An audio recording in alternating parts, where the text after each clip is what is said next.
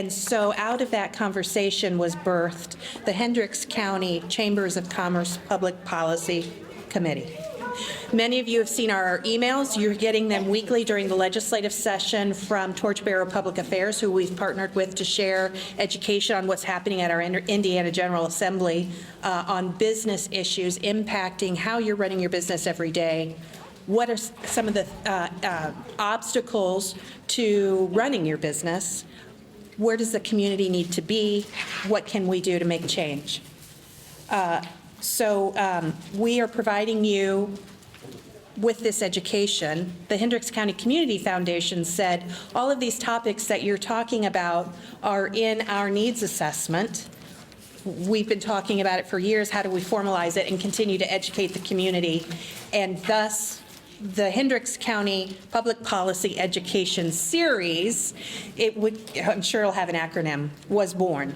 This is our second event. Our first one was in February, where we discussed the housing crisis in Hendricks County and what it means to our communities.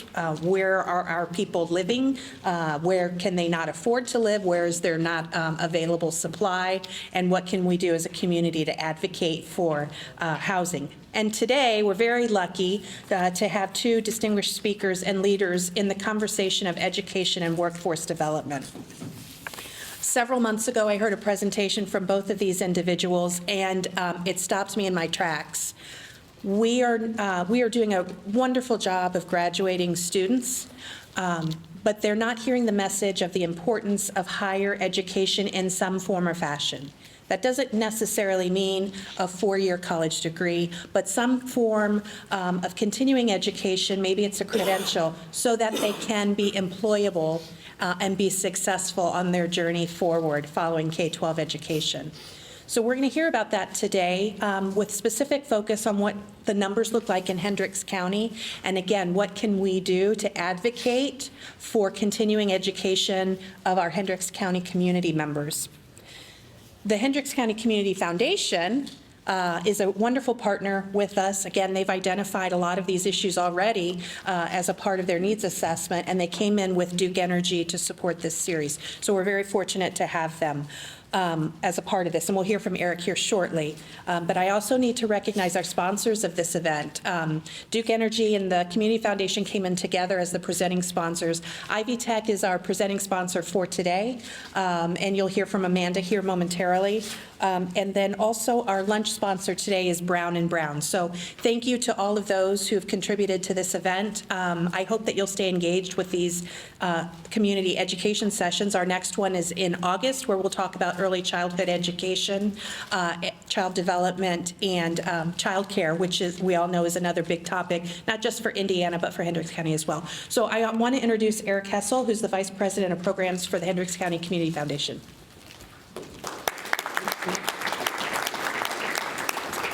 Thank you, everybody, for being here. I really appreciate it. It's good to see you all.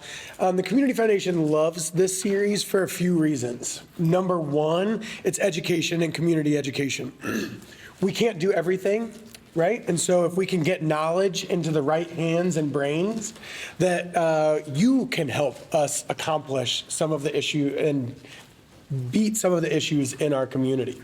Right? So number one is education. Number two is collaboration. And this program is doubly collaborative.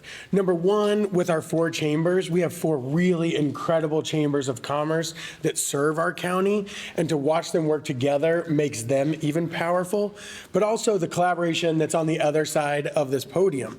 Every community leader, business owner, and community volunteer that is here today, you have the power to work together to solve some of these problems. We love collaboration. And then third, advocacy, right? So you can have the information, you can have the right partners, but what are you going to do about it? Who are you going to talk to about it? How are you going to take the next step after today? Because we can give you all the resources, the education, the partners to do it. But if you don't step up and do something about any one of these issues that means something to you, nothing ever happens. So this is a really important project for us. We love to see you all here. I hope you're enjoying lunch. And again, I am not the star today, so I happily get to turn it over to somebody from Ivy Tech. Amanda from Ivy Tech. So thank you, Amanda, for being here.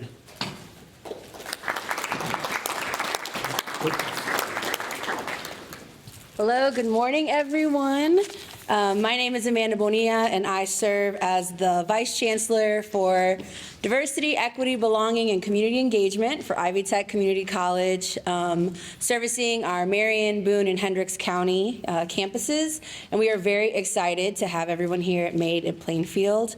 And we're excited to be a part of this innovative approach. We're talking about education of strategic partnerships of being in this building on the second floor as part of the strategic partnerships with other institutions that are focusing on workforce and education here in Hendricks County.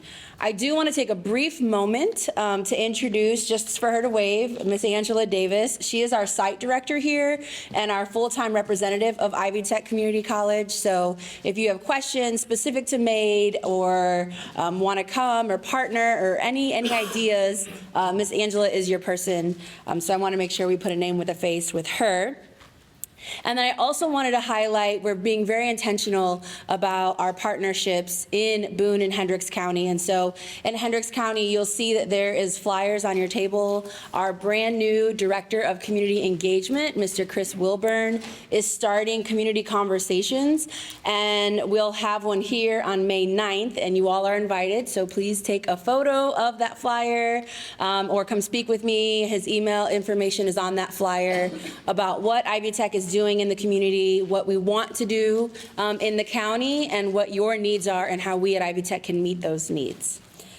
So without further ado, I have the wonderful task of introducing two wonderful gentlemen, Mr. Chris Lowry, our Indiana State Commissioner, and President and CEO Jason Cloth of Ascend Indiana. And I don't want to get their bios wrong, so I'm going to read them. Chris Lowry was appointed in 2022 to serve as Commissioner for Indiana's Commission for Higher Education and the coordinating agency charged with ensuring the state's post-secondary education system aligned to meet the needs of students and the state. Prior to joining the commission, Lowry served as Senior Vice President for Workforce, Careers, and Adult Strategy at the Ivy Tech Community College, where he provided overall leadership for Ivy Tech workforce and career initiatives and organizations. Before working in higher education, Lowry led public policy and engagement for Hillenbrand Incorporated and served as an aide for former Indiana Governor Robert Orr and then Senator Dan Quayle. As Commissioner, Lowry is committed to increasing college completion by improving the college-going rate, engaging adult learners, and ensuring students of all ages understand the value proposition of higher education. He collaborates regularly with policymakers, higher education leaders, and community partners to maintain college affordability and guarantee quality higher education is delivered and tiered to career relevance as the Commission continues its efforts to realize the state's goal of at least 60% of Hoosiers with quality education and training beyond high school. He holds a degree of Bachelor's of Science in Public Affairs from Indiana University and a Master's of Science in Management from Indiana Wesleyan University. Before we clap for him, I got one more bio. Jason joined the Central Indiana Corporate Partnership in July 2015 and serves as the founding president and CEO of Ascend Indiana, CICP's sixth initiative that focuses on talent and workforce development across the state. Ascend strengthens Indiana's economy by serving as an intermediary that bridges connectivity gaps between students, employers, higher ed institutions, and policymakers.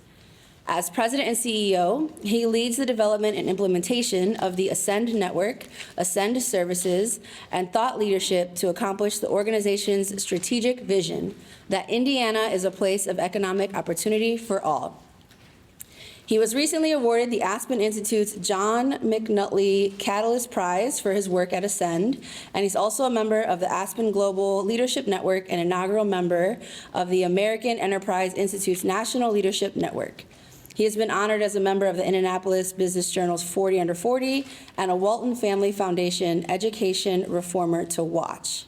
He holds a bachelor's degree from the University of Illinois at Urbana-Champaign and lives in Indianapolis with his wife and children. So first up, we'll hear from Mr. Chris Lowry.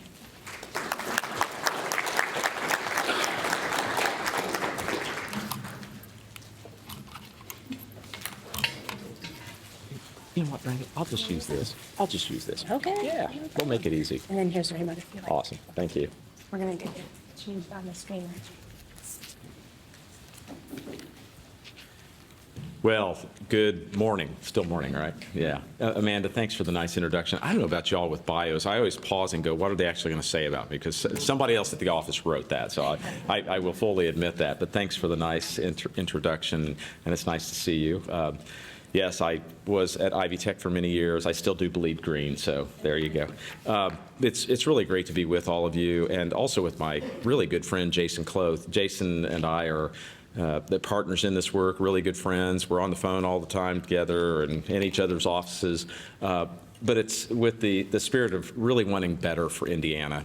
I know that's why Jason does what he does each day with Ascend Indiana and with the Central Indiana Corporate Partnership. And that's why I answered this call about a year ago and have the honor of serving in this role. It's kind of funny. Somebody prepared some notes for me relative to my presentation, and I was telling Gene I'm probably going to go off script a little bit, which is probably not unusual for those who might know me.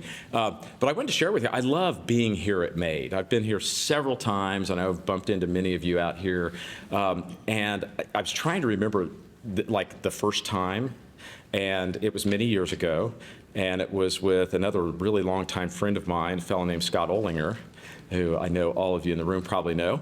And Scott and I walked over here from the high school to what was a grass lot.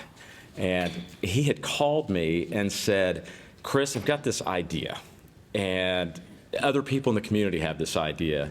Could you come out? And so I came out, and I think Scott and I think Melvin Seifert was with us at the time. I think most or many of you know Melvin too. And we walked over to this empty grass lot and talked about what might be. And I know there was a lot of conversation around, could this be a satellite campus for Ivy Tech? And of course, I had on my Ivy Tech hat, and I said, I think that's interesting. I think it's more.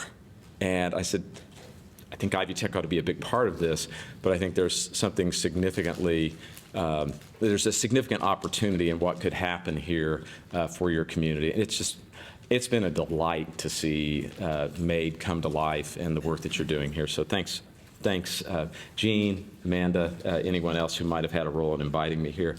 I want to share some data with you, some statistics with you. We'll break it down to your county also. And some of it is sobering. And you'll notice at other times in the presentation, I really want to get your attention. So if you've had lunch and you're settling back and you're ready for that afternoon nap, I'm not going to let it happen. We have some challenges in Indiana, but again, perhaps more importantly, I think we've really got some opportunities. We're on the precipice, I believe, of facing what some of these challenges are for our students, for individuals, whether they're youth or whether they are adult learners, for our employer partners. I love being here because I know a lot of you are employers.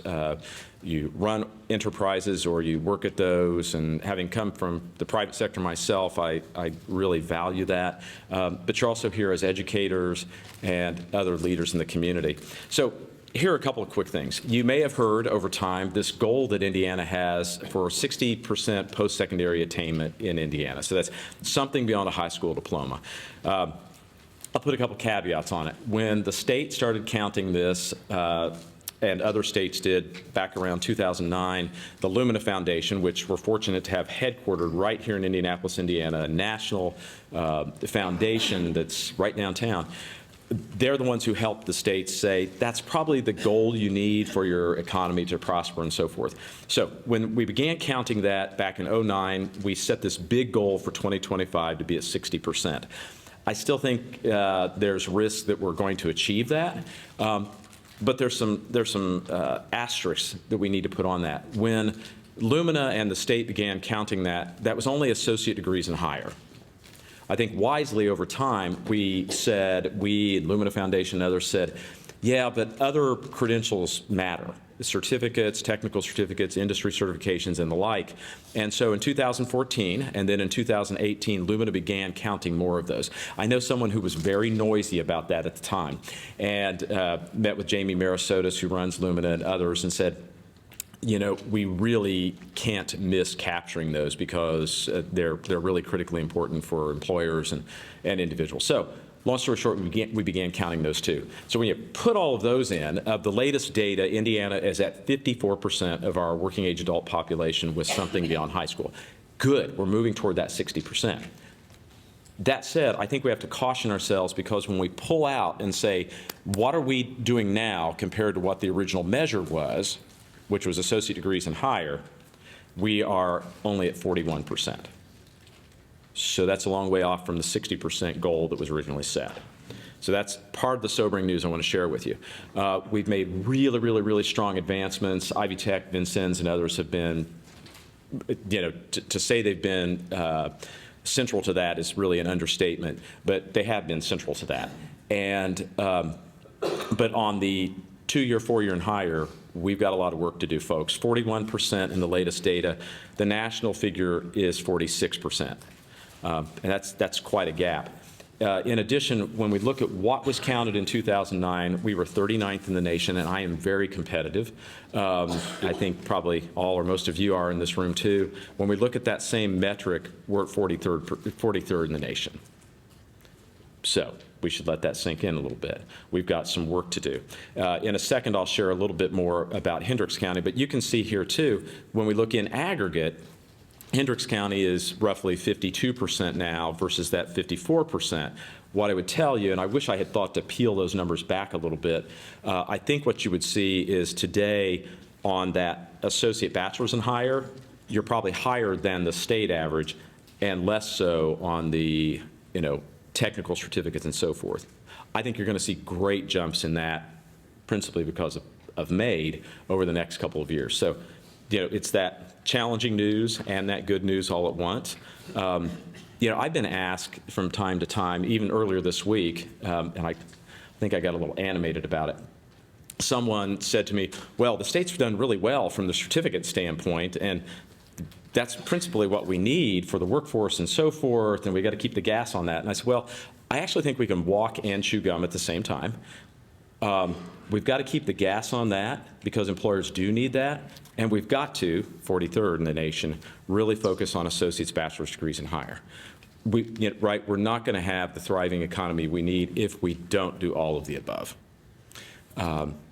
Like many of you, I've heard over the years, well, you know, Chris, the pendulum swings. 4-year degrees, we've really got to focus on that. Well, it's shorter term degrees now we're going to focus on for the next 10 or 20 years. I think it's a problem. As I've come to say, when we think of that in terms of a pendulum, actually we should look at how a pendulum works. It's physics, and if it doesn't keep swinging, the clock actually stops. But in our instance, time is not going to stand still if we just ignore one side of that equation or the other. So we've really got to pay attention to the whole thing and keep focus on all of it. This is a little graphic that we've come up with at the commission to help tell the story because, you know, we've got a challenge really in 3 primary areas to get to the kind of workforce that all of you as employers need and what I would wholeheartedly contend individuals need in order to have economic and social prosperity and mobility here in Indiana.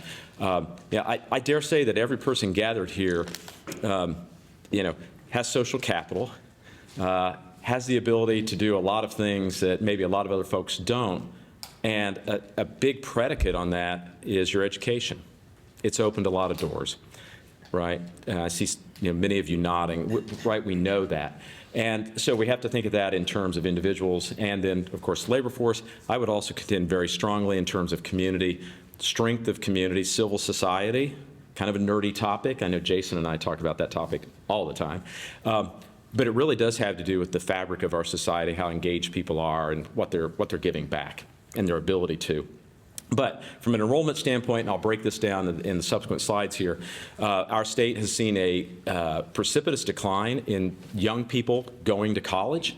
You'll see in a moment what that decline has been. By the way, Hendricks County has seen a similar decline, not quite as steep on the slope of the curve, but it's been a decline that we need to pay attention to.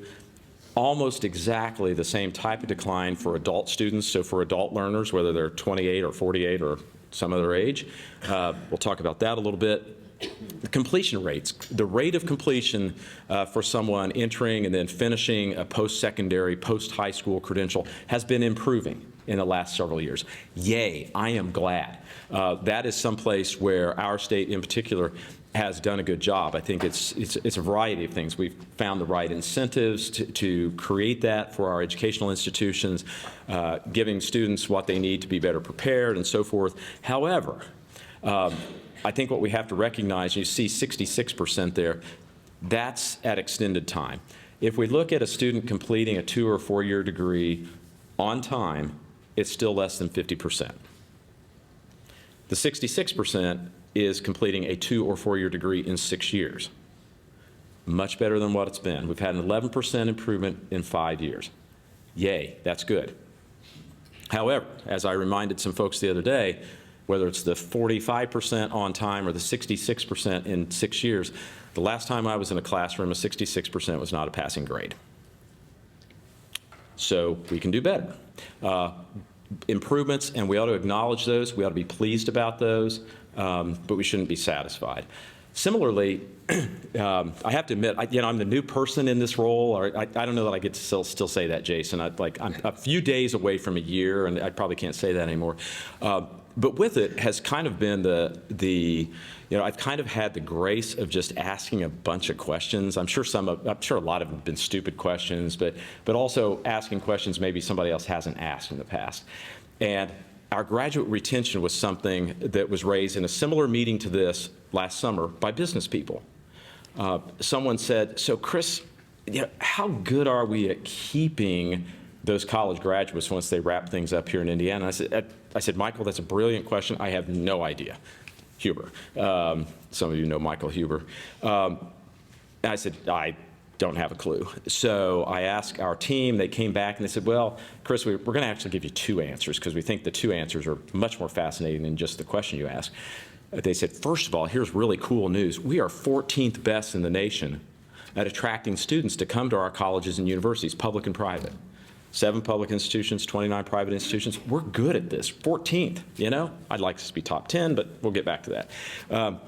They said the challenge, though, is we're only 40th at keeping them. And I'm like, oh, man. Okay, so that sets off alarms for me, especially all of you, whatever metrics you follow, whether it's business, education, and so forth. There's just a gap there. So what are we going to do about the gap? Clearly, I don't want the 14th to go down any lower. In fact, let's continue pushing on that. But how do we get more graduates to stay? And again, not knowing maybe in the new role quite what I should ask and what I should talk with folks about, I just have gone ahead and done that.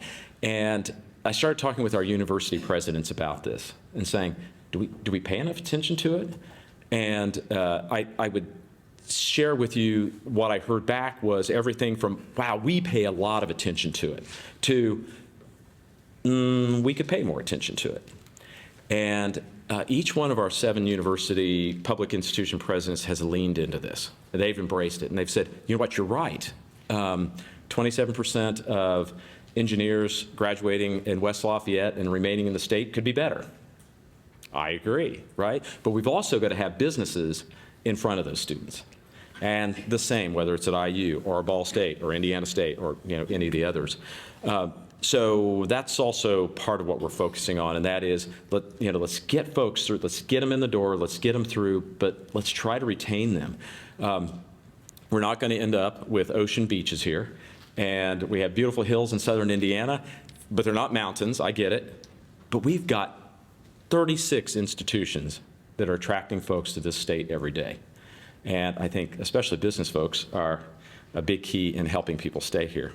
So we're going to break these down really quickly. The going rate, I mentioned to you this, there's been a precipitous decline, 65 to 53% just in the past 5 years of data we have. We're getting ready to come out with the latest data. By the way, it's not any better. I'll just give you the Cliff Notes preview on it. It's not statistically significant enough to change it. The rounding is literally going to end up at 53%, but it's been a decline. And when you do the simple math, 53% times 66% completion at extended time, you mathematically never get to 60% as the big goal, right? Some of this just comes down to math. Similarly, we've got almost 2 million working age adults without a credential beyond high school. Wow, and there's so much potential for those folks. Again, I started asking questions about the adults. We've sort of always, for many years, have reported on youth. And I said, so do we report on adults? And so now we do a report on adults, by the way. And when I saw the data, I found it fascinating. I think I was sharing this with you, Jason. I got out a spreadsheet and started playing around with it and sent to one of our research people and said, am I seeing this right? For those of you like the R squared, it was a 0.9846. Okay. The slope of the curves were almost identical. We've seen the same kind of decline in adult learners as we've seen in youth. So that gives us something, I believe, to go address.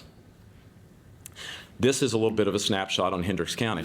So you remember from the last slide, 12 percentage point decline statewide in the past 5 years, not as severe in Hendricks County. You're doing a lot of things right here, I believe. It was higher to begin with, and certainly a 9-point decline versus 12 is better. It's better in relative terms, right? But it gives us something against which to work. We'll not talk a lot about, we will a little bit, but about the 21st Century Scholars Program. Who might be familiar with the 21st Century Scholars Program? Okay, not enough of you. We should, the commission and our institutions, should make sure that every, especially Hoosier adult, knows about that. And whether you have children in your life or not who might qualify, others in the community do. And it is absolutely one of the best hopes for education for low-income students in our state. Been around for 32 years. 50,000 students have received degrees as a result of it. It's a promised scholarship. I think it's really the best in the nation. And over 80% statewide of low-income students who are 21st century scholars go to college. Remember the 53%? Over 80% statewide. In your county, it's almost 86%. That is amazing.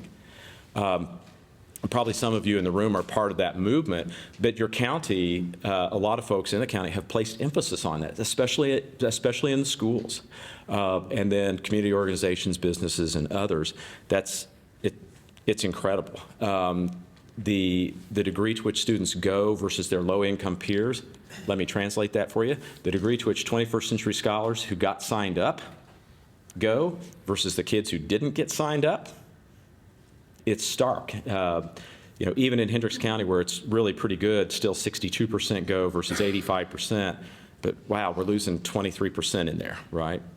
Statewide, it's a much more significant difference. It's 81% statewide. Their low-income peers, it's 30%.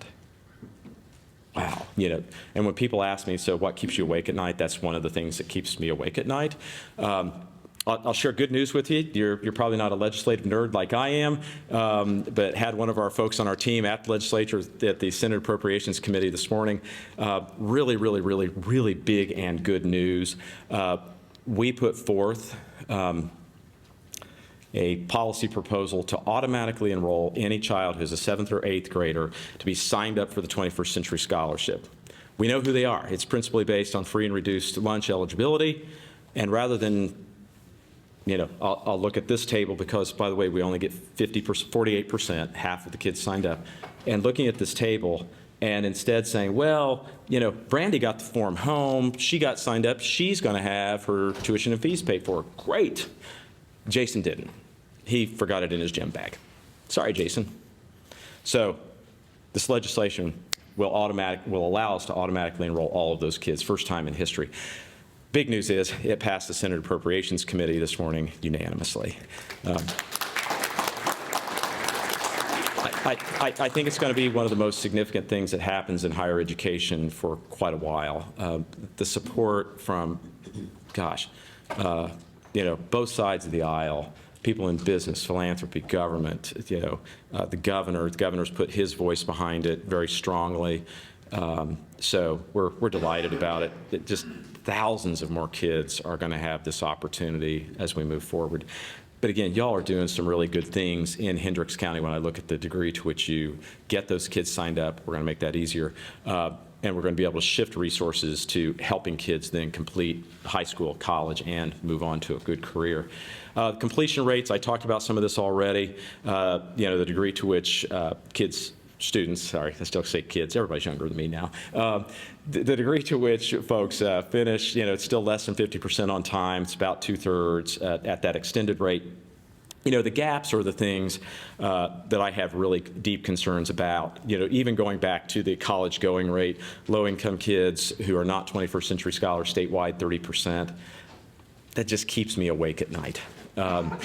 And then when you multiply it by what their likelihoods are of completing and so forth, it gets into really low percentage points. Low-income kids in Indiana, when we look at, so let's just say high school seniors who are going to graduate this year, and if they fall into low-income category and they are not 21st century scholars in Indiana, if we look at their going rate of 30%, and if we look at their completion rates of less than, I think we've got it on here, 30%, may not be on here. Right, folks? That's looking at that student body of graduates, children who are low income, young people who are low income, with a likelihood of less than 10% after high school of going to and completing college on time. I don't know how else to put it. It's unacceptable. Employers are not going to have the workforce they need, and individuals and their families are not going to have the opportunities that I think, fair to say, probably all or most of us in this room have had. So the graduate retention, I talked about that a little bit. I just think there's splendid opportunity here. Part of my role at Hillenbrand last 5 years in my portfolio included working with our colleges and universities and helping solve the talent pipeline at Hillenbrand. I don't think we got it solved, but we made some very serious strides.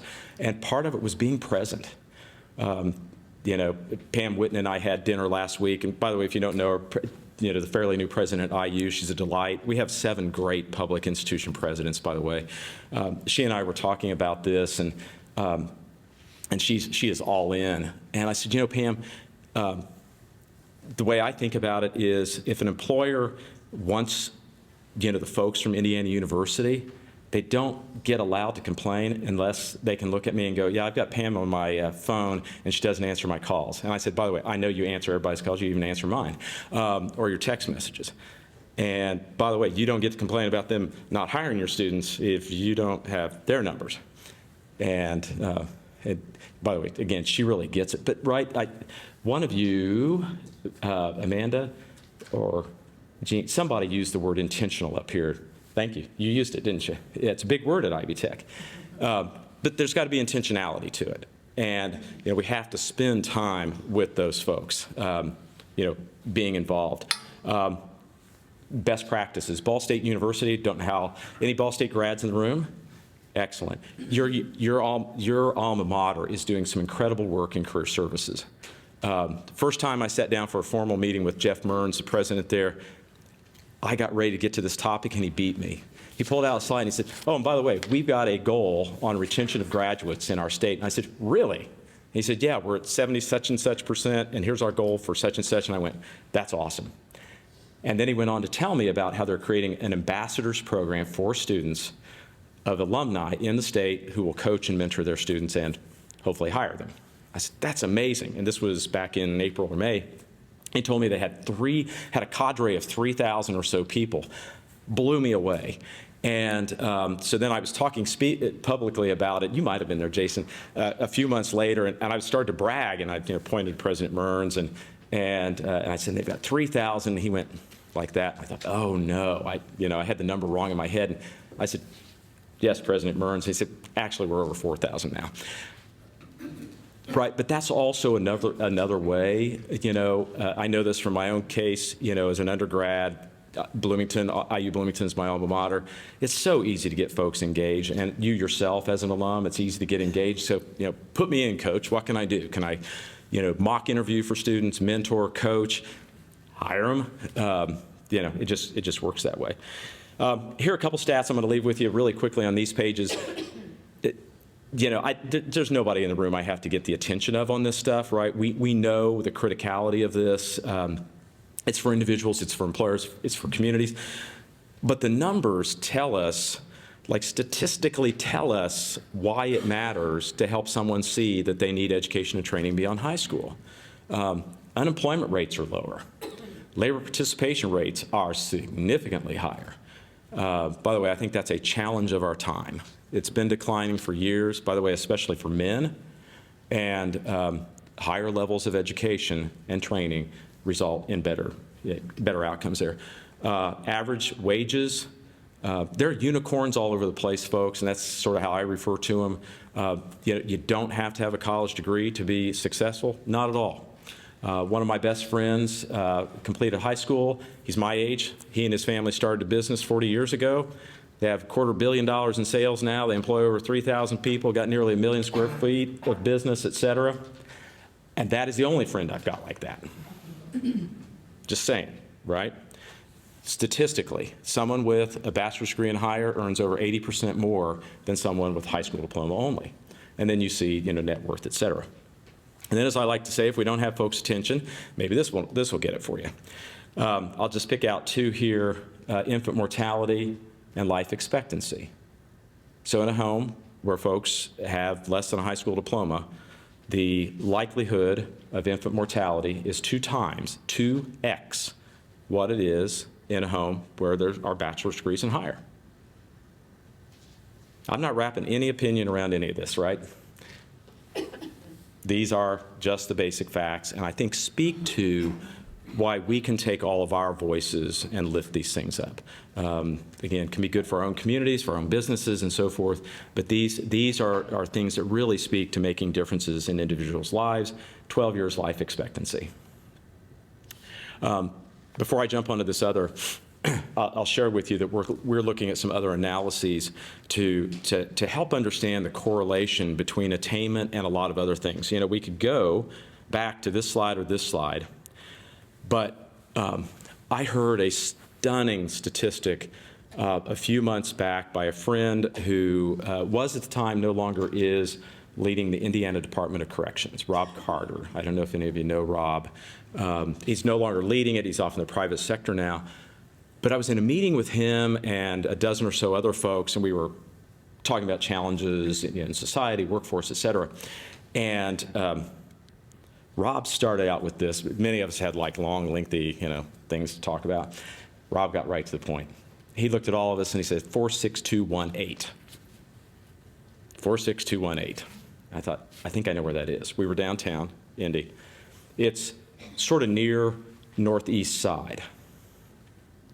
And we all looked at him, and he goes, 1 out of 5 of my customers, Indiana Department of Corrections, comes from that singular zip code.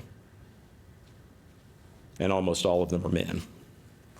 Well, what I'm, of course, keenly interested in are all the other variables that go into that. And so we've begun looking at some things like that. Educational attainment rates are very low. Literacy at grade 3 is very low. And all of these things do tie together. And to a great degree, I think any manufacturers in the room? I'm a reformed manufacturer, I'll say that, 20 years. But in manufacturing, one of the things we always talked about, and they still do today, are substitute processes. You do something because maybe you didn't do this well enough. And then in addition to that, at Hillenbrand, by the way, great company, buy their stock. I used to pitch their stock, I can tell you. No, they're a great company. Their operational excellence is a key focus. And one of the things we always used to talk about was a goal of eliminating the quality shop. So big plant, say this room represents it, and over in that 20% or 5% or 10% of the facility was your quality shop. The goal was to eliminate it so that you didn't have to fix and repair things later on down the line, right? To do things better as you move through the process. And frankly, I think we end up with a lot of substitute processes because maybe we didn't get the other things right at the beginning. How do we help that student be prepared before she or he has that post-secondary opportunity, or while they're there, how are we helping make sure they complete and they complete successfully, and that they're getting in front of great employers like folks in this room and in this community so that we don't have to do those things. So a couple of things I'm going to share with you, and then be quiet and get out of the way for Jason here. He has some great statistics and data to share with you. A few things that have gone really, really well in the past several months. We went to the governor and members of the State Budget Committee, General Assembly leadership, and brought forward to them our Frank O'Bannon Scholarship. It's been in existence many years. It's geared toward low to middle income students, helping them go to college, public and private, here in Indiana.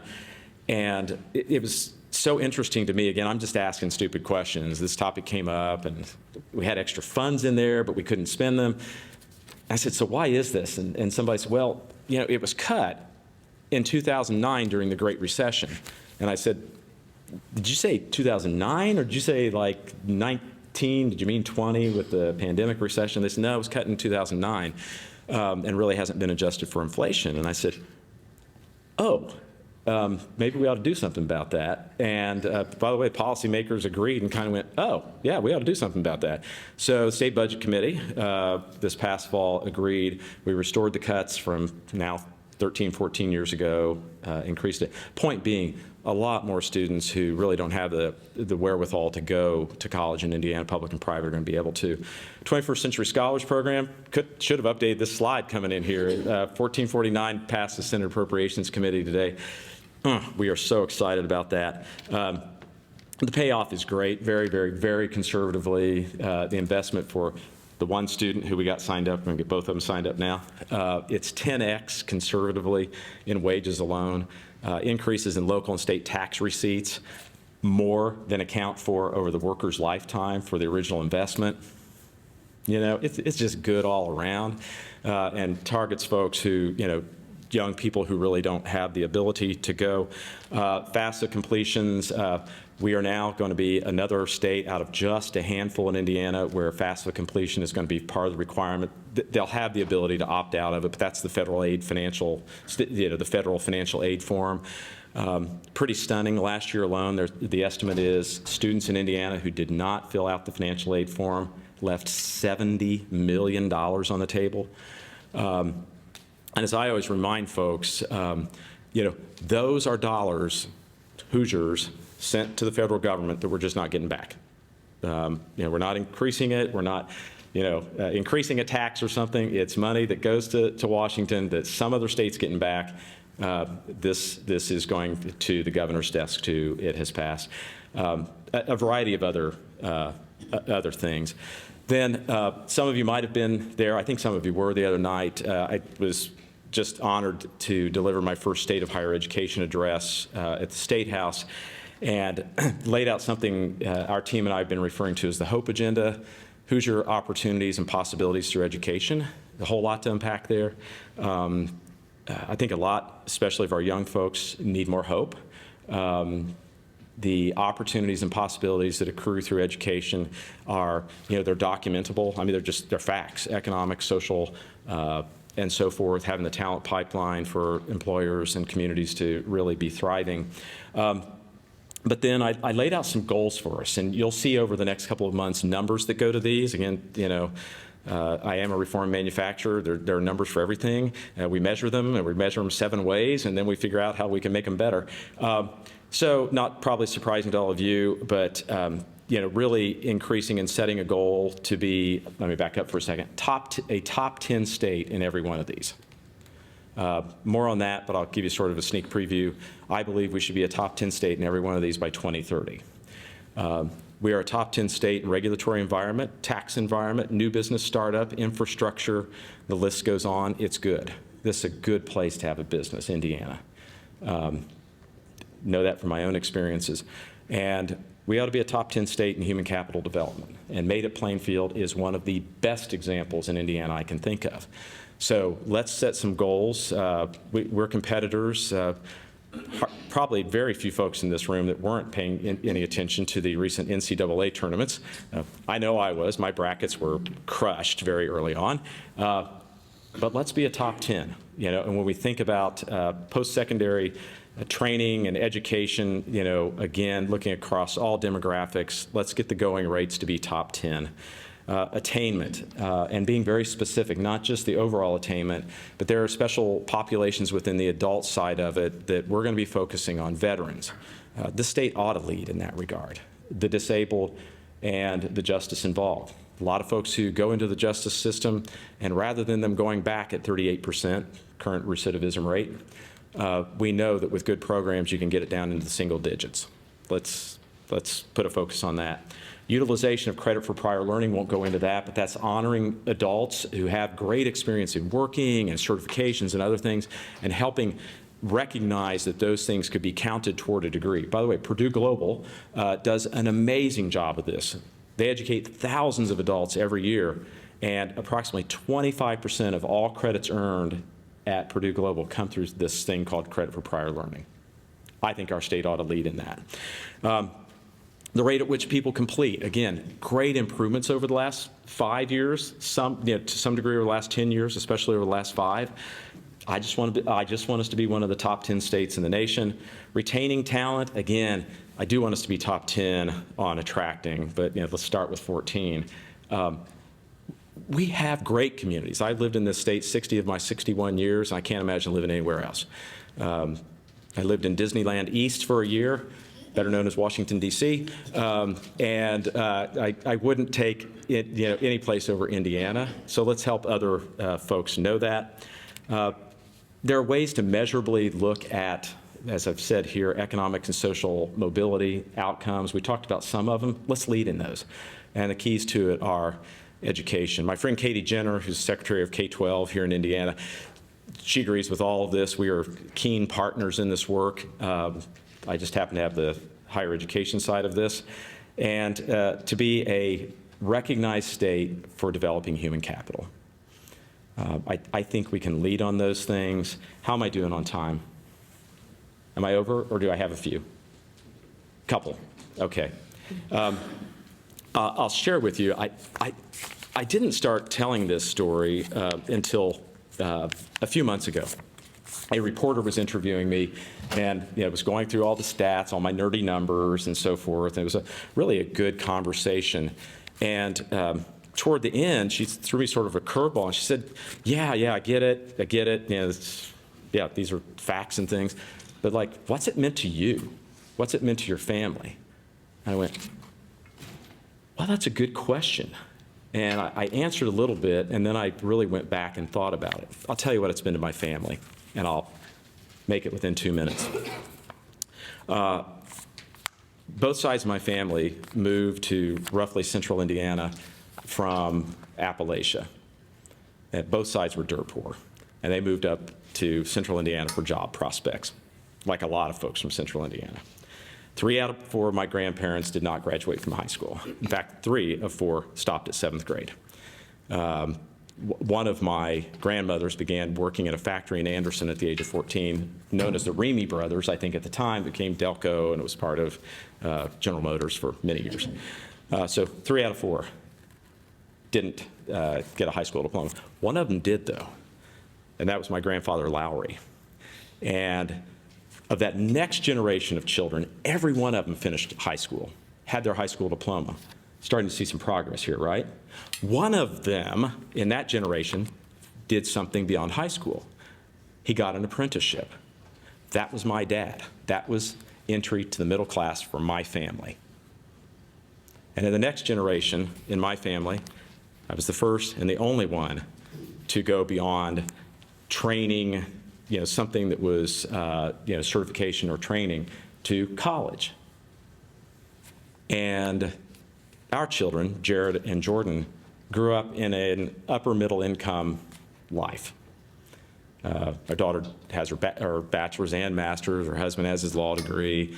Our son's an MBA candidate at the University of Chicago. They have known nothing but an upper middle income lifestyle, and they're likely to enjoy that. We have 2 granddaughters now. Everything changes. They are 3 years, and the other one's 6 months. I just want the same prospects for them, and frankly, I think they'll have those, for them and for all the other children in Indiana.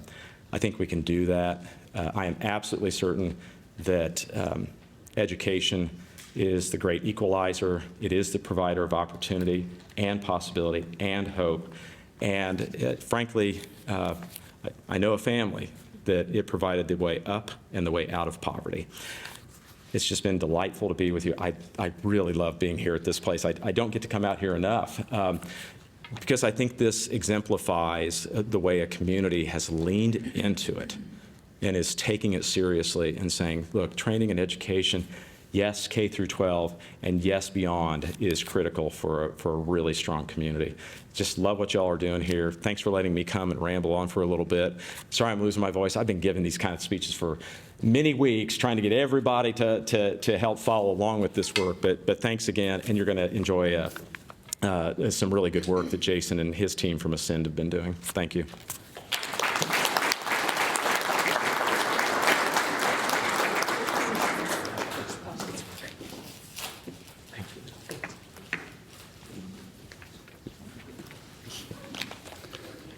All right. Maybe if you could just show me how to switch over here. Okay. Got it for you. You want to navigate from here? From the arrows, or do you want to? Yeah, just go to the. Yep, that's perfect. Thank you. Well, it's hard to follow Chris for a number of reasons. Not only is he an exceptional speaker and a wonderful leader and friend, but we also think very similarly about a lot of these issues. So I am very excited to be here today, and as Chris shared, I think MAID really is the embodiment for my conversations with Brandy of bringing together employers, education providers, and individuals in a way that is mutually beneficial and that grows the economy and that creates economic mobility. So it's such a pleasure to be here with you today. As was shared, I lead an organization called Ascend Indiana, which is part of the Central Indiana Corporate Partnership, made up of a number of the business leaders across sectors in the state of Indiana, as well as our higher education leaders, and then the leaders of several of our large foundations, the Richard M. Fairbanks Foundation, Lilly Endowment, Lumina Foundation, et cetera. And so Ascend's vision is for Indiana to be a place of economic opportunity for all. And we do that really in three core ways. The first is through a tool called the Ascend Network. Kind of think of it as a eHarmony for jobs in the state of Indiana. And we use eHarmony very intentionally. We want it to be a really good lasting fit. And then secondarily, we work alongside employers and education institutions as an intermediary to build talent pipelines that go directly into the business. So we've built programs of technician pipelines with Roche Diagnostics. We've worked to build pipelines of pharmaceutical manufacturers with Catalent. We've worked to build nursing programs and licensed clinical social worker programs to treat people with suffering with substance use disorder. So a number of programs that are beneficial to all parties. And then finally, research to inform public policy, which is what I'm here to share today.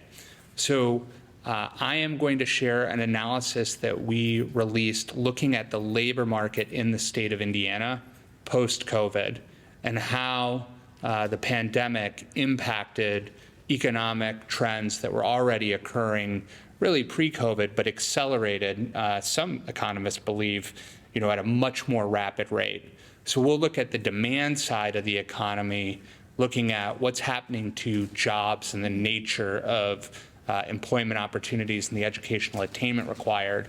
We will then look at the supply of educational attainment, starting using K-12 data, post-secondary data, some of which I'll gloss over as Chris has already shared it.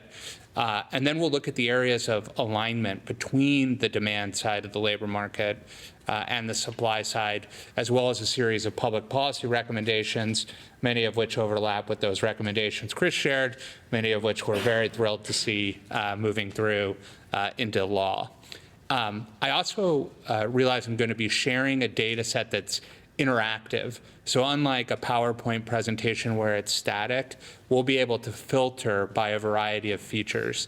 So to the degree that it's possible in a room this size, I'd love for this to be interactive. So feel free to ask me questions as I go, to pull out and say, hey, what does that data mean? Don't hesitate to engage in the content as we go along as a group.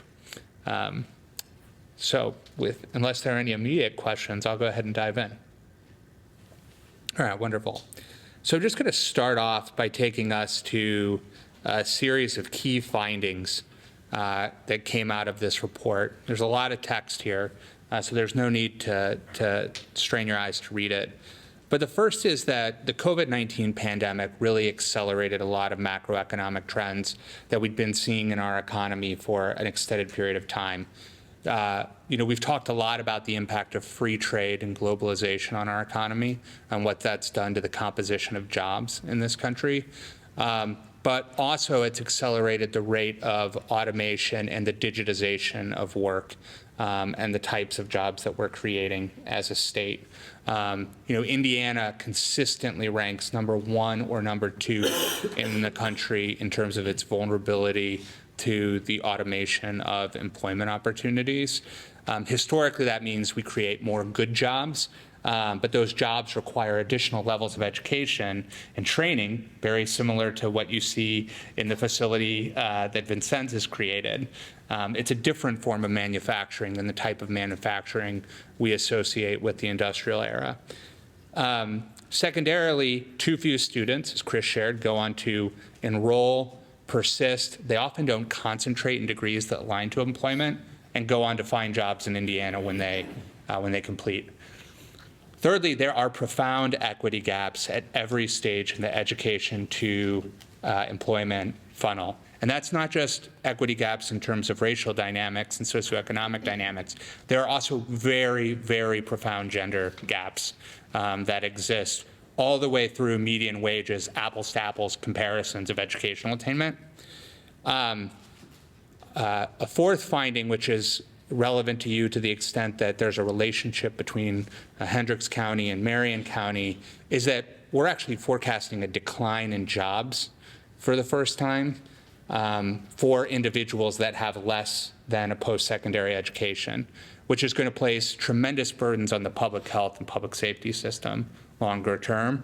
And all across that ecosystem, we need to make improvements to the public policy landscape. So those are kind of the core takeaways, but I'll start by looking at the demand side.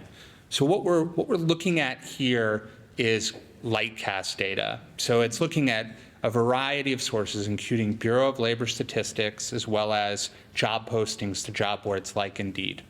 And what you see here on this side is that dark dotted line is between 2018 and 2022, we saw an increased number of job postings for non-degreed workers. And by and large, we were able to fill those jobs, but they became tighter. It became harder to find those individuals over time. Now, off on to the right, my right side, what you're looking at is the dotted line is the ability to fill jobs that require more than a post-secondary education. So what you saw is we were seeing dramatically more job postings and job opportunities than our ability to fill those jobs, which aligns with the narrative that you see in the news about the incredible demand for talent in our state and as well as across the country. And so then when we look at job forecasts across the state of Indiana, assuming that the internet catches up here, we look at 2020 all the way through 2028 at job forecasts, and we're looking now at Indiana, the MSA, or the donut counties, and Marion County. And this was the data that we were able to collect. What we saw is that there would be flat growth in Marion County, really no job growth across all educational attainment. The MSA would see very high growth, where we are today, at about 6.28% job growth and 4.49% job growth in the state of Indiana. But what's interesting is when you cut this by different levels of educational attainment. And so when we look at job growth just for individuals with no formal education, some college, no degree, or just a high school diploma, What we see is that the MSA is growing still quite strong, the surrounding counties. But Marion County, for the first time, actually sees a forecasted decline in that growth, which is, as I mentioned earlier, highly problematic from a public policy dimension for a variety of reasons. So now I want to take us forward to look at where we've been as where we're going, as where we're headed. So now we're looking at the entire state of Indiana, and this orange line is job growth for an individual with a high school diploma. Strong growth all the way through 2019 when the pandemic hits. Then this blue line is no formal education. So this could be high school diploma or less than a high school diploma. And this red line is a baccalaureate degree. And then down below, we see master's degrees and higher levels of education. What you see here is in the pandemic, the group that was dramatically affected, the 700,000 people that were laid off in the state of Indiana during that time period, were people with a high school degree or less. Those jobs are forecasted to grow back across the state over the 2028 period. But what's interesting is that baccalaureate line, we see a small dip. People went to remote work by and large, and then strong job growth, where for the first time we're expecting associate degrees and baccalaureate degrees to be growing at a faster rate than high school diploma-only jobs, speaking to the importance of that short-term credential. And that wage data that Chris showed earlier, all that wage data signals is that there's more demand than there is supply, which drives up wages for people. So this is just a different way of looking at in terms of bar charts. But now to the comment that was made earlier about unicorns in terms of wages. So this is forecasted job growth. The blue line are the jobs that are created by educational attainment level that pay above the median wage, $38,000 a year. So of jobs that have no formal educational attainment that are forecasted to grow, the vast majority of those jobs pay below $38,000 a year income, whereas the majority of baccalaureate degrees or master's degree jobs pay above that rate. So there are instances of individuals like Chris's friend who went off and created a business and grew that and made very high earnings, but that is not the statistical reality by and large. And then we're also able to look at this in terms of who's holding what occupations and why. So this gets at some of the disparities we'll see in wages based on race as well as by gender. So what we're looking at here is who's holding what occupational code according to the Bureau of Labor Statistics. So not surprisingly, in construction and extraction, you can see this pink dot, which represents women, is dramatically less likely to be holding construction and extraction jobs than men are. The reason this is important is that what a person studies or gets a credential in has a huge impact on their, not surprisingly, on their median wages later on in life and what kind of job they hold. And so we'll see that reflected in things like short-term credentials. And then, as I mentioned earlier, automation risk is not equally held. So the groups that are most at risk of having their jobs automated are individuals that have less education, that are disproportionately Black or Latino Hispanic, and that are men. And this is one of the things that we begin to see in the labor market participation information that's really troubling is who's participating in the labor market and how that's evolving in our society over time.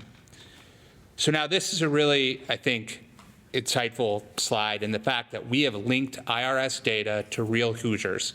So these are real Hoosier wages by educational attainment level at 1 year, at 3 years, and at 5 years, disaggregated by race and gender. So we're starting by looking at what does an individual with a high school diploma after 1 year make on average in the state of Indiana. That average is $14,870 on average the first year out of high school.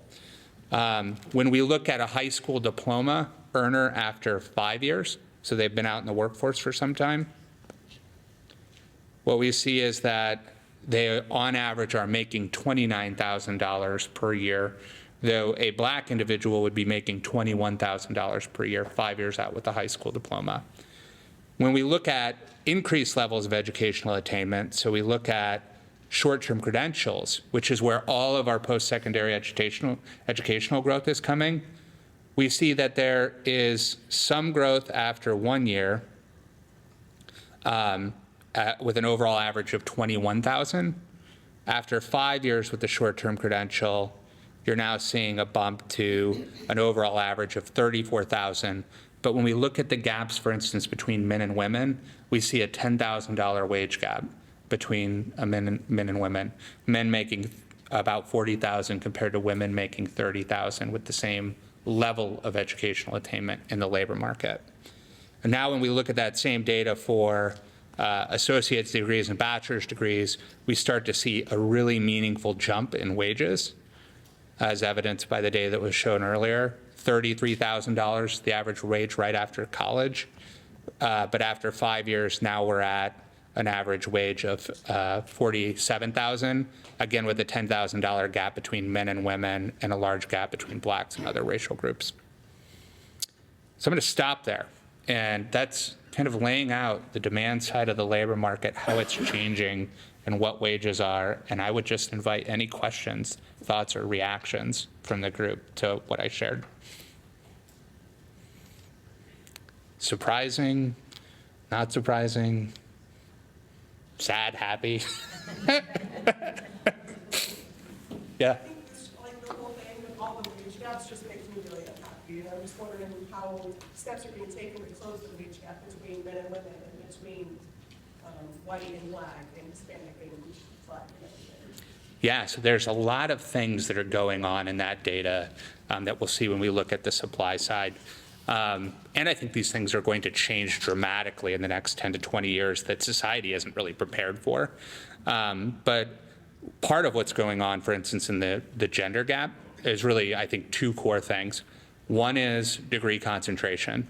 So men are 3 times more likely to pursue STEM as a background than women, as are Asian Americans. And that shows up in very pronounced ways. Also, when we look at short-term credentials, which we'll see, if you take the trades out of the short-term credential wage gain, so imagine a bell curve. If you take electricians, masons, construction, if you take that out, you don't get nearly the wage gains on short-term credentials that you would think. So those professions that men are historically and predominantly today holding are what's driving up that wage group for that short-term credential, whereas women are less likely to be holding those jobs and more likely to be holding jobs in lower level credentialed positions in, for instance, healthcare, like a medical assistant role, as opposed to registered nurses do quite well. But so part of it is degree concentration. The other big factor is childcare and early childhood education, which you're going to be talking about soon.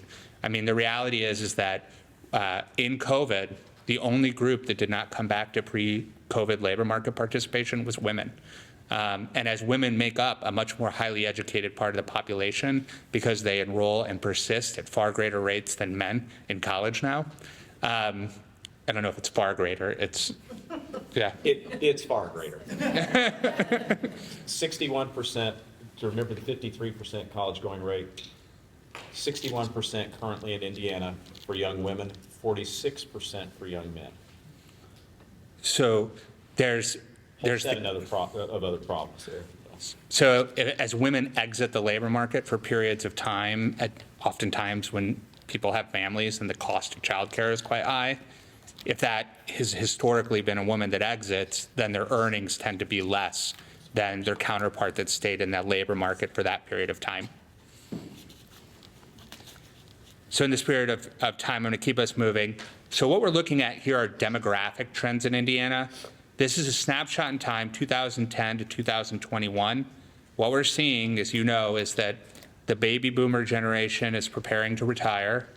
We then had a decline in birth rates by an uptick, and then in 2011, after September 11th, we saw a decline again in birth rates. So this is really important to the post-secondary education story. You've got declining population growth. You've got declining enrollment for the last 10 years from down to 53%. And now you've got learning loss due to remote learning, which is going to lead to declining persistence rates. So you could see higher education institutions that actually don't survive that trend line. Labor market participation is dramatically down. In 1997, 71% of working age Hoosiers were in the labor force. We talk a lot about our low unemployment rate at 2.9%. We have only 60% of eligible working adults are choosing to participate in the labor market. That's down 11 percentage points over the last 15 years. Chris has already spoken to enrollment rates. There's a huge gap in high school and what kinds of diplomas individuals are earning. That is very, very important. We have an increasing number of high school students graduating with waivers, meaning they can't pass the 10th grade English language arts or algebra exam, or using what's called the ASVAB, military enlistment exam, to graduate. Let me give you this just in concrete terms. Ben Davis High School, which we all know, 1,091 total seniors. Of that, there's an 80.9% graduation rate, so about 800 and some that went on to graduate. Of that, 317 graduated with a waiver, meaning they couldn't pass the 10th grade English language arts exam or algebra, so we're now at around 500 and some. There were 128 that used the military enlistment exam to go on to college, so now we're down to about, which is a very basic exam that most of us wouldn't think equates to a high school diploma. And we're down now into a 40 to 50% high school graduation rate. Those students are not going to enroll and persist in post-secondary education. There is no path to what we're talking about based on where we start in the high school funnel. Just to put that in even stronger terms, 24% of all Black students in the state of Indiana graduated with a waiver in the state. We see enrollment down. I already spoke to degree concentration, so I'm going to move through this for the spirit of time. Persistence rates, there are big gaps. Interestingly, Latino Hispanic students graduate and persist in college at higher rates than their racial counterparts, with the exception of Asian Americans, and women are far more likely to enroll and persist. But this is another one of the telling slides. So what I'm going to show you here is an actual class of high school seniors in the state of Indiana. This is 2012-13. There were 79,359 high school seniors in the state of Indiana. Of that group, 71,000 went on to graduate with some kind of diploma.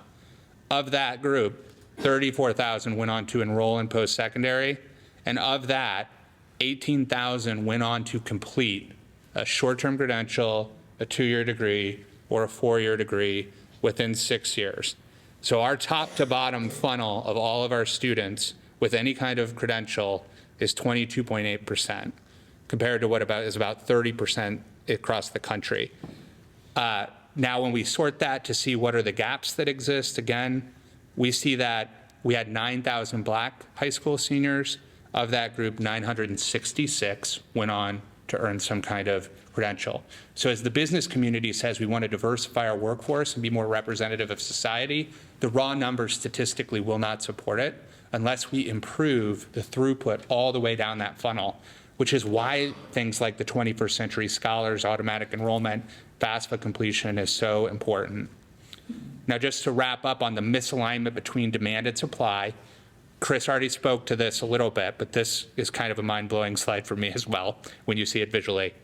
So on the left, what we're looking at is all the orange line here is all individuals that got any kind of post-secondary education, associate degree, bachelor's degree, that stayed in Indiana. The gold bar is the raw number that left Indiana after getting that degree, or not employed in Indiana after 1 year. Over here on the right, this teal line is students that came to Indiana for college that stayed in Indiana after college. So we're at 15%. Of the group that grew up here, went to college here, we retained 65%. There is no better retention strategy than educating our own eligible population. The idea that we are going to give people money to live here and not educate our own students makes literally no statistical sense at all. It makes revenue sense for a variety of reasons, but very little statistical sense. Now watch what happens to retention as a person becomes more educated. Not surprisingly, with an associate degree, we retain, this orange line, a far greater rate than we lose over time. But once you switch from an associate degree to a bachelor's degree, the numbers invert. And so we're now losing more people than we're retaining. Now when you go to a master's degree, we lose dramatically more than we retain. And now when we go to a doctoral degree, the gap is exponentially higher. So basically, the more educated you become, the less likely you are to be retained in our state, driving the economic prosperity of the community more broadly. And then there's huge discrepancies in the types of short-term credentials. So what you're looking at here are all the short-term credentials that are awarded and the median wage associated with those. We are offering a lot of short-term credentials in this state that lead people into poverty. Now, those credentials may stack and lead to better jobs, but if they don't, we should really ask ourselves, should we use taxpayer resources to pay for that? And again, when we look at that, if you take out, this dotted line is the median wage, if you take out mechanics, if you take out HVAC, if you take out sheet metal, if you take out, this includes certifications beyond, like baccalaureate and beyond, electricians, the gains are not as good. So all this is to say, and then there's big discrepancies in terms of the open jobs and what we're producing. So we had a series of recommendations around career advising at the high school level, around aligned learning and expanding work-based learning opportunities and connectivity. We're doing a study with Chris and Rand to understand the impact of short-term credentials. Do they stack? Do they lead to good wages? And then, as you'll see, one of the things we're most excited about that I think is like transformative and technocratic is making sure that every high school junior in the state of Indiana, their transcript would be made digital and available through the Commission for Higher Ed. We then would take the PSAT data, overlay that on top of that high school transcript. And then with FAFSA being mandatory, students would have the financial aid. We could then make that available to regionally accredited colleges and universities so that your son or daughter starts getting letters in the mail junior year saying you've been conditionally admitted to Purdue, you've been conditionally admitted to IU, you've been admitted to Hanover, whatever it might be.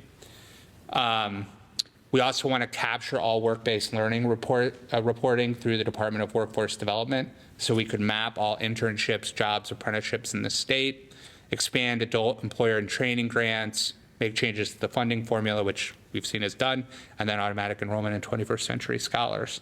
So much of this has been carried forward by Chris and our friends at the state, and we appreciate all of your support as well. And I ran through that, but I want to stop there and really allow for question and conversation. So thank you.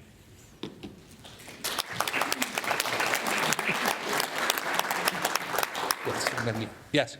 So based on the chart, I think might have been earlier, the folks that aren't 21st century scholars, that enrollment's declining as far as going to secondary education, or excuse me, associates and bachelors, correct?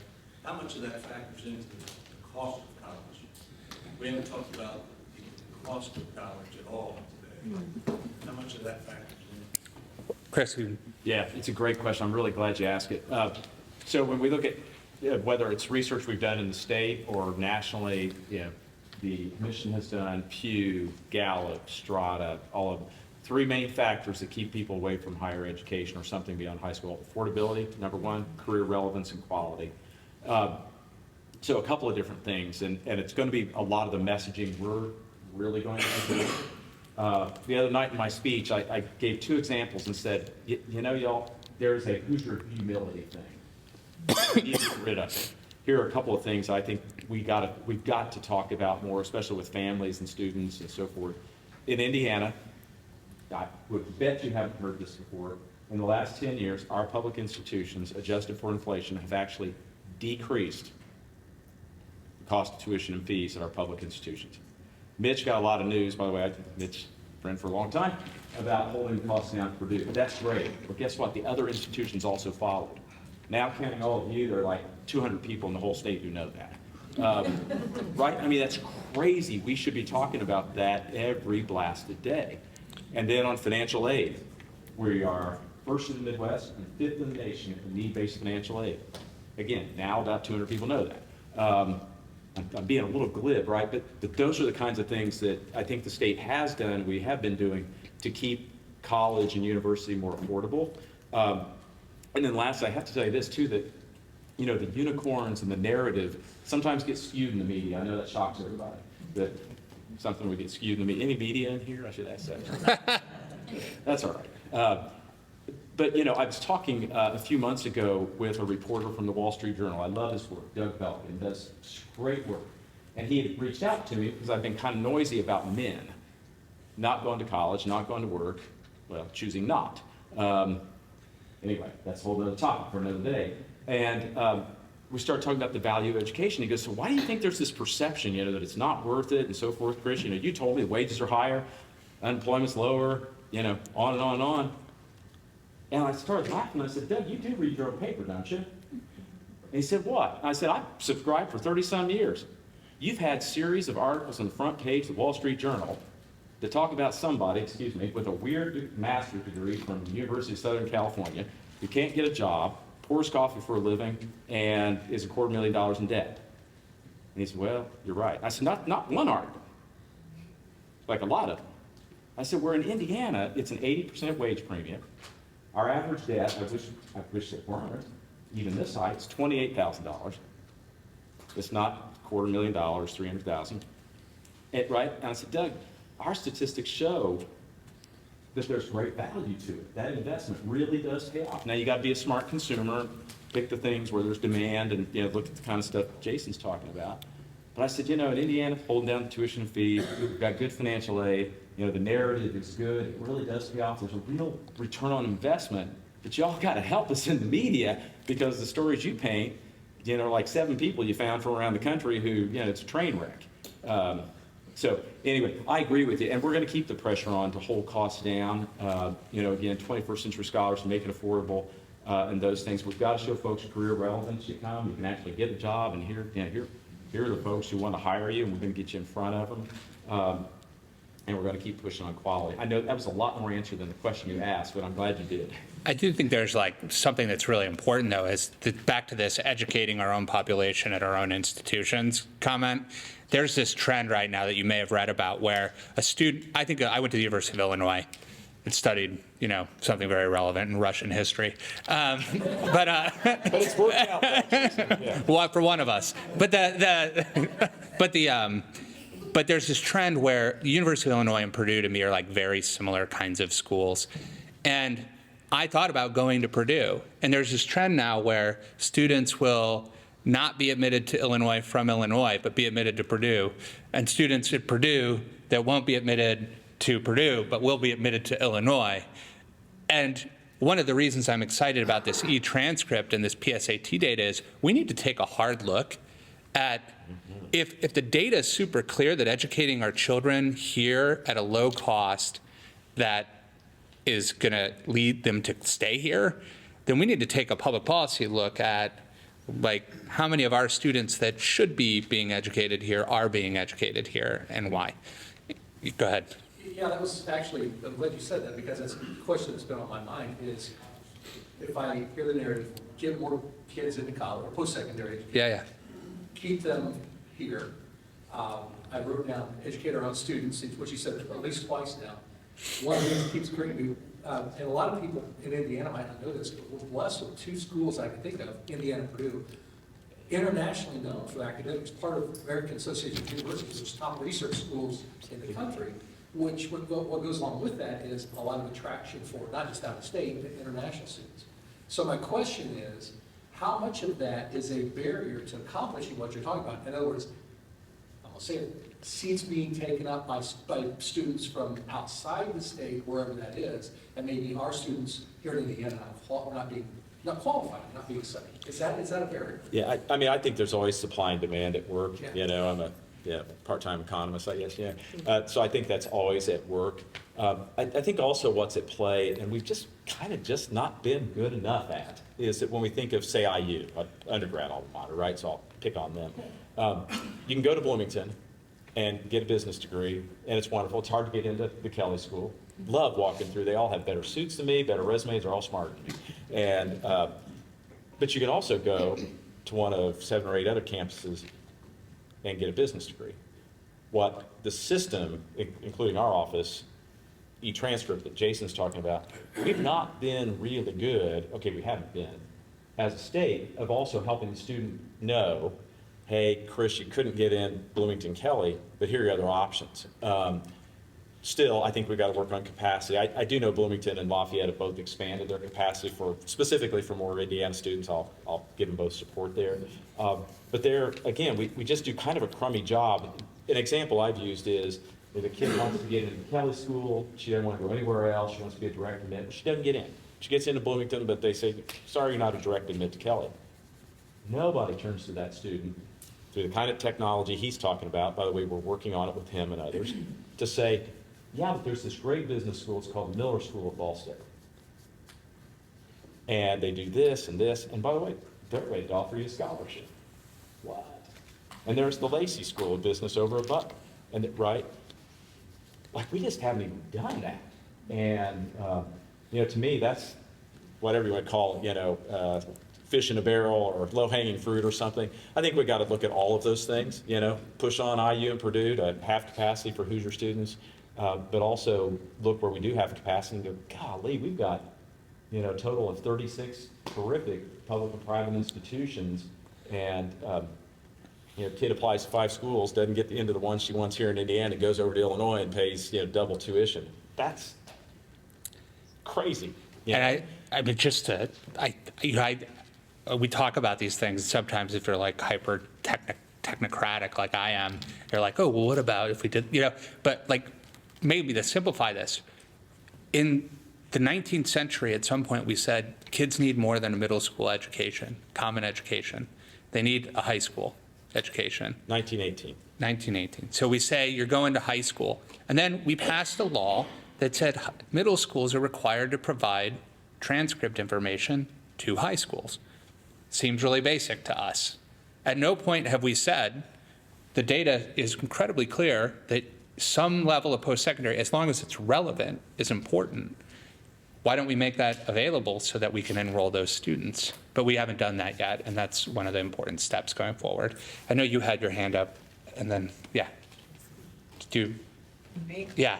Oh, I forgot what it was. I mean, part of it was, I've had kids who graduated from Purdue.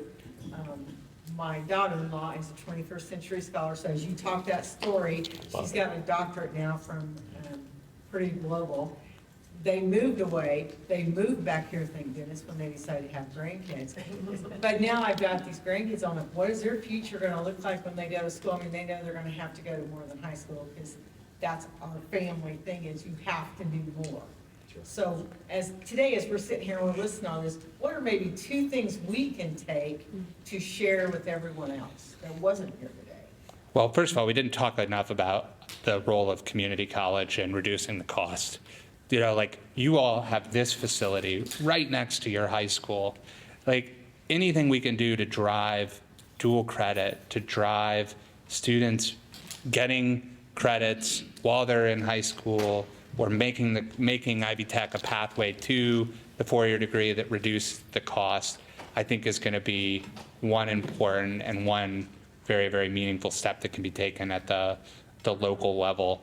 We talked about advocacy, but like, I don't know how much the State House hears from the business community outside of the state chamber and the city chamber, but hears from this group about these issues. And so I think there's a real opportunity to try to take steps like the step today to make more informed choices on the public policy and advocacy front. But what would you add? And I have to run to a meeting downtown. I love that question too. Glad to have a 21st century scholar in your family. We've got to help change the narrative.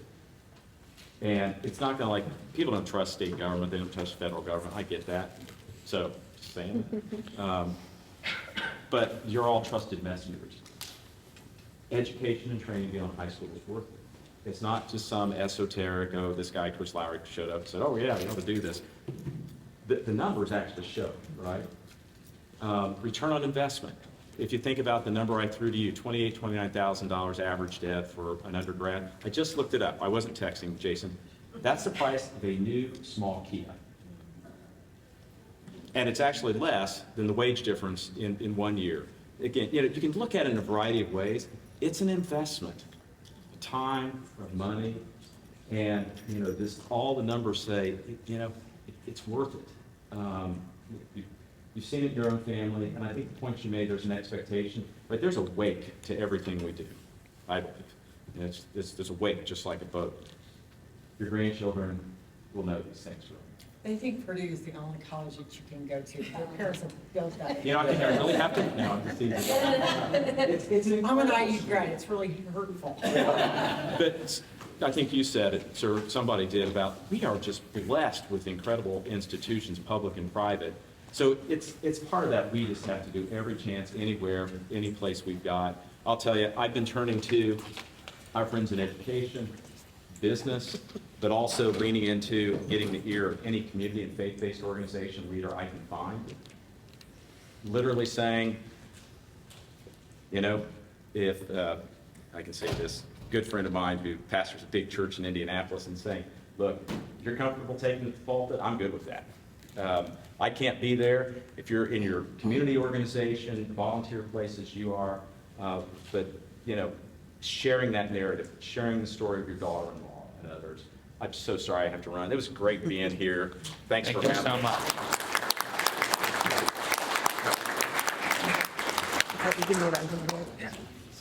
Thank you. Thank you to all of you. I want to point out that all of our schools in Hendricks County are represented here today, our K-12 schools, so thank you for attending. I hope that you found this information eye-opening. If we are going to succeed as a community from an economic development standpoint and continue to grow and thrive, this information is critical, and we have to continue to advocate, as Jason has said, with our elected officials on why this is important, not just to you as a resident, but as a business owner, as a parent, as a Hendricks County resident, that we have to embrace continuing education in some form or fashion for our students, encourage all of our families to be actively engaged in it, and continue to grow our community. That's why we're here. So thank you so much. I was remiss, and I didn't introduce Brandy Wethington-Perrell, who is the executive director for the Hendricks College Network, but she also is the brains and muscle behind the operations of Made in Plainfield. If you haven't been here before, I encourage you to take a quick stroll around. As everyone has said, this is an amazing facility that is moving Hendricks County forward, and the partnerships are critical, and the partnerships have been developed by Brandy. So I think she will. If you are interested in taking a spin around and learning more about MADE, Brandy will be here. Jason will stay for a few minutes if you have some. If you want to, this is the data guru, as you can see. If you want to dive into real numbers, Jason is the leader on that and is really a thought leader within Indiana on growing our workforce. So thank you for being here, Jason. We'll get back together in August where we're going to talk about early childhood education and childcare, which all of these pieces fit into the bigger puzzle of economic growth for our community. Heather Pease with Early Learning Indiana came to check us out to make sure we were legit, and we're going to hear from her organization in August, so thank you for that. I hope that you will continue to stay engaged. I hope you will reach out to your chambers to figure out how your voice can be heard. These are the drivers of our community, and thank you for being here.